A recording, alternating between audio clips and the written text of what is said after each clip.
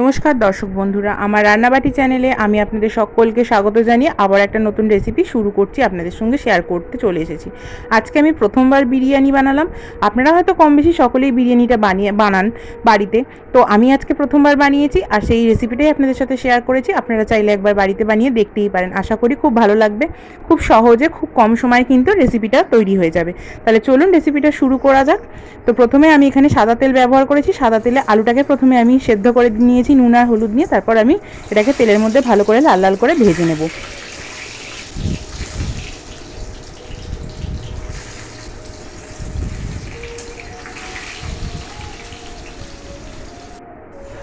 আলুগুলোকে এইভাবে লাল লাল করে ভেজে তুলে নিয়েছি।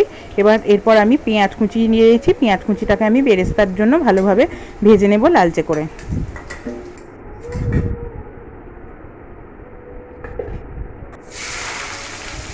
এই তেলের মধ্যেই কিন্তু আমি পেঁয়াজ কুচিটা দিয়ে দিলাম, দিয়ে লাল লাল করে বেরেস্তার জন্য আমি ভেজে নিচ্ছি।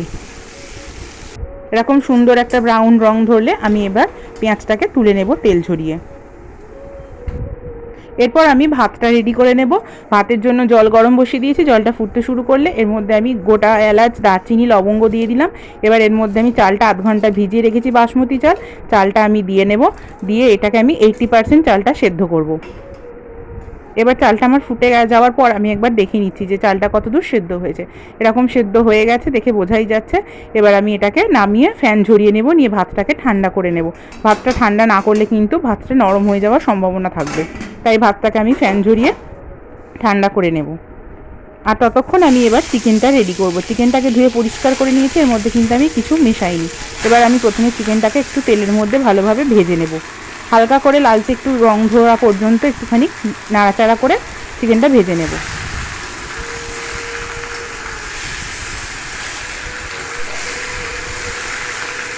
আমি এখানে যে চিকেনটা নিয়েছি সবটা কিন্তু আমি অনেকটা পরিমাণে বিরিয়ানি বানাচ্ছি না, বিরিয়ানিটা আমি অল্প পরিমাণেই বানাবো, আর বাকি চিকেনটা আমি কষা করে নেব। তো চিকেনটা আমি একেবারেই তৈরি করে নিচ্ছি। আর চিকেনের এই লেগ পিসগুলো রয়েছে, এগুলো আমি চিকেনের বিরিয়ানিতে ব্যবহার করব। তার এবার চিকেনটা দেখুন সুন্দর ভাজা হয়ে গেছে। এবার আমি এর মধ্যে কিছুটা পরিমাণে পেঁয়াজ কুচি দিয়ে দেবো।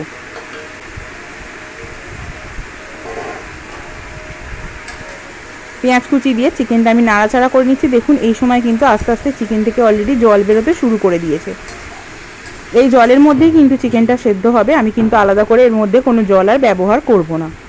পেঁয়াজটা নাড়াচাড়া করে নিয়েছি, এবার এর মধ্যে আমি দিয়ে দিচ্ছি পরিমাণ মতো নুন। যেহেতু আমি আগে কোনো নুন দিইনি, তাই এই সময় একেবারে পরিমাণ মতো নুনটা ব্যবহার করে নিচ্ছি। আর দিয়ে দেবো হলুদ গুঁড়ো, আর দিয়ে দেবো ঝাল অনুযায়ী, আপনারা যে যেমন ঝাল খেতে পছন্দ করবেন সেই অনুযায়ী লঙ্কার গুঁড়ো। এবার দিয়ে দেবো স্বাদের জন্য অল্প পরিমাণে চিনি, আর দিয়ে দেবো জিরের গুঁড়ো। সমস্ত মশলা দিয়ে আমি ভালোভাবে নাড়াচাড়া করে মাংসটাকে সমস্ত মশলার সাথে মিশিয়ে নিয়ে আবারও ঢাকা দিয়ে রেখে দেবো 15 থেকে 20 সময়ের জন্য। তাহলেই কিন্তু চিকেনটা প্রায় অনেকটাই সেদ্ধ হয়ে আসবে। চিকেনটা এইভাবে লো ফ্লেমে রান্না করলে কিন্তু এর স্বাদও কিন্তু খুব ভালো আসে, আর জল ছাড়াই কিন্তু সুন্দর চিকেন রান্না তৈরি হয়ে যায়। চিকেনটা ঢাকা দিয়ে নিয়েছি, এবার ততক্ষণের জন্য আমি জলটা রেডি করছি। এখানে আমি রোজ ওয়াটার দিচ্ছি 2 চামচ পরিমাণে বা 2 চাপার পরিমাণে, আর কেওড়া জলও আমি কিন্তু এখানে একই পরিমাণে ব্যবহার করছি, অর্থাৎ 2 চামচে। আর মিঠা আতর এখানে আমি দিচ্ছি 3 ড্রপ, মানে 3 ফোঁটা। এটাকে আমি মিশিয়ে নিয়ে আলাদা করে এবার রেখে দিচ্ছি। আর এখানে আমি একটুখানি আমুল দুধ, অল্প 2 চামচ পরিমাণে আমুল দুধ জলের মধ্যে গুলে এই দুধটা রেডি করে নেব। এই দুধটা দিলে কিন্তু বিরিয়ানিতে স্বাদটা খুব ভালো আসবে। এখানে আমি আলাদা করে কোনো ফুড কালার ইউজ করব না। আপনারা চাইলে অবশ্যই ফুড কালার ইউজ করতে পারেন, কিন্তু আমি কোনো ফুড কালার আজকে বিরিয়ানিতে ইউজ করব না। দেখুন চিকেন থেকে কতটা জল বেরিয়েছে, চিকেনগুলো দেখে বোঝাই যাচ্ছে যে সেদ্ধও প্রায় অর্ধেক হয়ে এসেছে। এই সময় আমি এখানে আদা রসুনের পেস্ট ব্যবহার করছি। ভুলবশত আমি কিন্তু এখানে আদা রসুন পেস্টের মধ্যে জল ঢেলে ফেলেছিলাম, তাই আপনাদের এতটা পাতলা লাগছে আদা রসুন পেস্টটা। তো যাই হোক, আমি এটা দিয়ে এবার ঢাকা দিয়ে আবারও কিছুক্ষণ ফুটিয়ে নেব।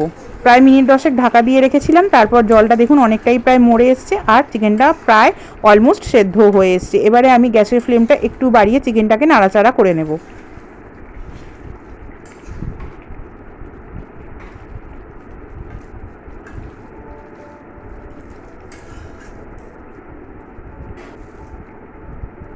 এবারে আমি এর মধ্যে কিছুটা বিরিয়ানি মশলা মিশিয়ে দেব, আর দিয়ে দেব কেওড়া জল, গোলাপ জল, আর মিঠা আতর যেটা মিশিয়ে রেখেছিলাম সেটাও আমি এখানে কিছুটা দিয়ে দেব।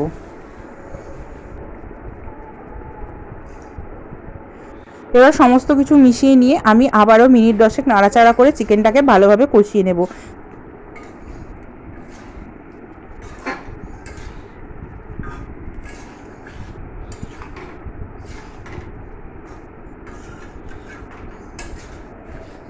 দেখুন চিকেনটার কালারটাও যতটা সুন্দর এসছে, চিকেনটা কিন্তু টেস্টটাও ততটাই সুন্দর হবে। আপনারা এইভাবে একবার চিকেনটা অবশ্যই বানিয়ে দেখবেন, বা বিরিয়ানিতে চিকেনটা ব্যবহার করতে পারেন, বা এইভাবে চিকেন কষাটাও কিন্তু বানাতে পারেন।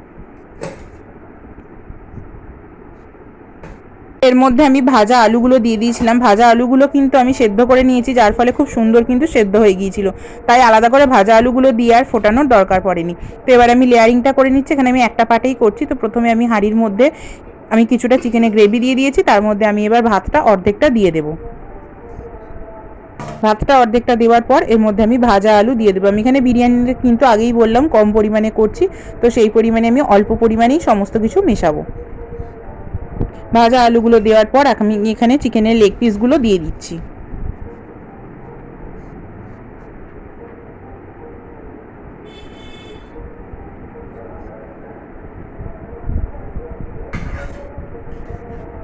এবার আমি এর মধ্যে আরেকটু গ্রেভি দিয়ে দিচ্ছি। আপনারা অবশ্যই একবার কিন্তু আমার এই দেখানো পদ্ধতিটা একবার ট্রাই করে দেখবেন, আশা করি আপনাদের ভালো লাগবে। এবার এর মধ্যে আমি বাকি উপকরণগুলো দিয়ে দেব। প্রথমে আমি এখানে দিয়ে দিচ্ছি কিছুটা বেরেস্তা, আর আমি দিয়ে দিচ্ছি এখানে নুন। আমি যেহেতু ভাতটা তৈরির সময় এখানে নুন ব্যবহার করিনি, তাই নুনটা কিন্তু এখানে আমি দিয়ে দিলাম। আপনারা চাইলে ভাতের ওপরেও দিতে পারেন। এবার আমি এখানে কিছুটা দুধ দিয়ে দিচ্ছি। আমি এখানে আমুল দুধটা দিয়েছি, তাতে মিষ্টির জন্য স্বাদটা খুব ভালো আসবে। তবে কিন্তু চিন্তা করবেন না যে বিরিয়ানিটা মিষ্টি হয়ে যাবে, এরকম কোনো কিছু নয়। এই দুধটা কিন্তু মিষ্টির জন্য নয়, স্বাদের জন্য আমি ব্যবহার করেছি। আর এখানে গোলাপ জল, কেওড়া জল, মিঠা আতরের মিশ্রণটা দিয়েছি, আর দিয়ে দেবো আমি এখানে বিরিয়ানি মশলা কিছুটা।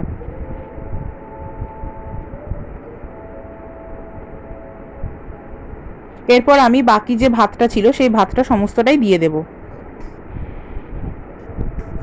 সমস্ত ভাতটা দিয়ে আমি এখানে নিচের অংশটা পুরো ঢাকা দিয়ে দেবো।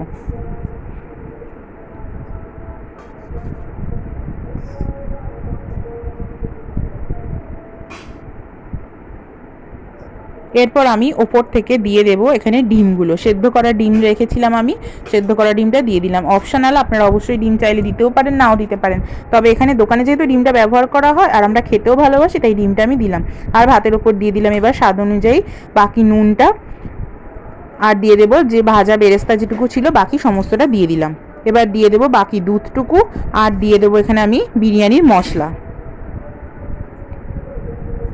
দিয়ে দেবো। এখানে যে গোলাপ জল, কেওড়া জল যেটুকু মিশ্রণ বাকি ছিল সেটুকু আমি এখানে দিয়ে দেবো।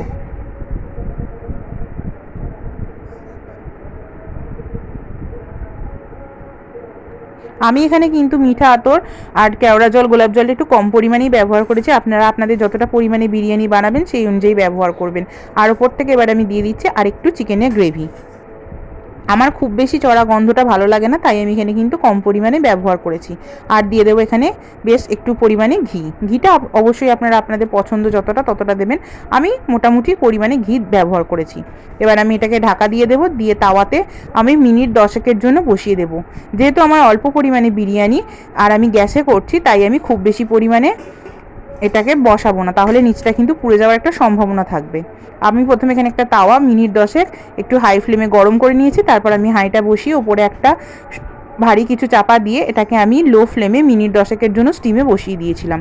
দেখুন আমার বিরিয়ানি কিন্তু সুন্দর তৈরি হয়ে গেছে। আপনারা অবশ্যই এই পদ্ধতিতে একবার ট্রাই করুন, আর কেমন লাগলো আমাকে অবশ্যই কমেন্টে জানাবেন। ভালো লাগলে কিন্তু অবশ্যই একটা লাইক করবেন, আর ইউটিউব থেকে দেখলে অবশ্যই কিন্তু আমার চ্যানেলটিকে সাবস্ক্রাইব করবেন। ফেসবুক থেকে দেখলে কিন্তু অবশ্যই ফলো করে নেওয়ার অনুরোধ রইল।